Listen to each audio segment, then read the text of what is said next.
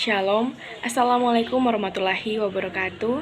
Perkenalkan, nama saya Stefania Lamengkong, NIM 2214201161, kelas A5 Keperawatan semester 1, mahasiswa Universitas Pembangunan Indonesia Manado. Pada kesempatan kali ini, saya akan membahas mengenai pemenuhan kebutuhan cairan elektrolit, asam, dan basa untuk memenuhi tugas ujian akhir semester dengan mata kuliah pemenuhan kebutuhan dasar manusia dengan dosen pengampu Nurse Fania Tampilang, Sarjana Keperawatan Magister Kesehatan.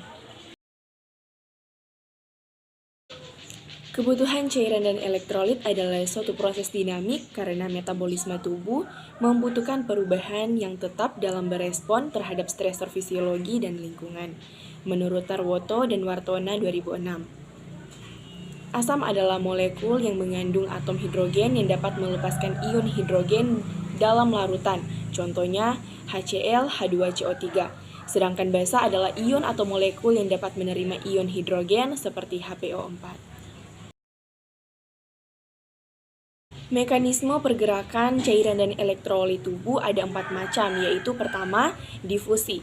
Difusi adalah perpindahan larutan dari konsentrasi tinggi menuju konsentrasi yang rendah dengan melintasi membran semi-permeabel. Kedua, osmosis, yaitu perpindahan pelarut murni melalui membran semi-permeabel, perpindahan dari konsentrasi rendah ke konsentrasi tinggi. Ketiga, filtrasi, yaitu perpindahan air dan substansi yang dapat larut secara bersama sebagai respon karena tekanan cairan. Jumlah cairan yang keluar sebanding dengan besar perbedaan tekanan luas permukaan membran dan permeabilitas membran. Tekanan yang dihasilkan liquid dalam sebuah ruangannya disebut hidrostatik. Keempat, transport aktif.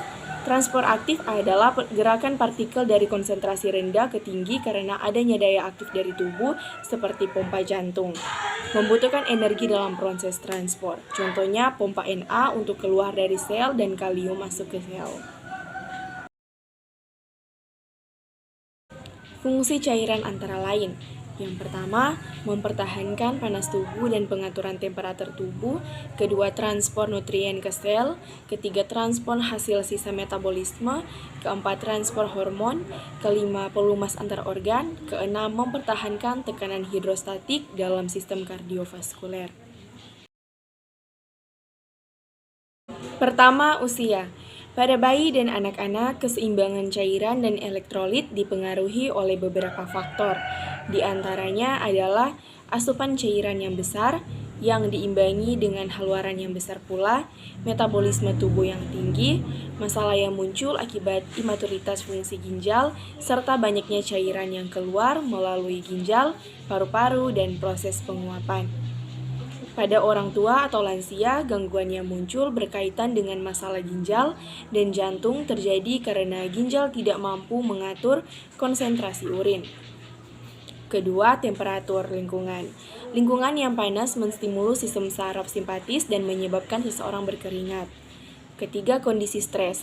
Kondisi stres mempengaruhi metabolisme sel, konsentrasi glukosa darah, dan glikolisis otot. Kondisi stres mencetuskan pelepasan hormon antidiuretik sehingga produksi urin menurun. Keempat, keadaan sakit. Kondisi sakit mempengaruhi keseimbangan cairan dan elektrolit, antara lain luka bakar, gagal ginjal, dan penyakit jantung. Kelima, diet. Diet dapat mempengaruhi asupan cairan dan elektrolit. Asupan nutrisi yang tidak adekuat dapat berpengaruh terhadap kadar albumin serum. Jika albumin serum turun, cairan interstisial tidak bisa masuk ke pembuluh darah sehingga terjadi edem. Gangguan keseimbangan cairan, yaitu hipovolemia dan hipervolemia. Gangguan keseimbangan elektrolit yaitu hiponatremia, hipernatremia, hipokalemia, hiperkalemia, hipomagnesemia, hipermagnesemia, hipokloremia, hiperkloremia. Dan gangguan keseimbangan asam basa yaitu asidosis respiratorik, asidosis metabolik, alkalosis respiratorik, dan alkalosis metabolik.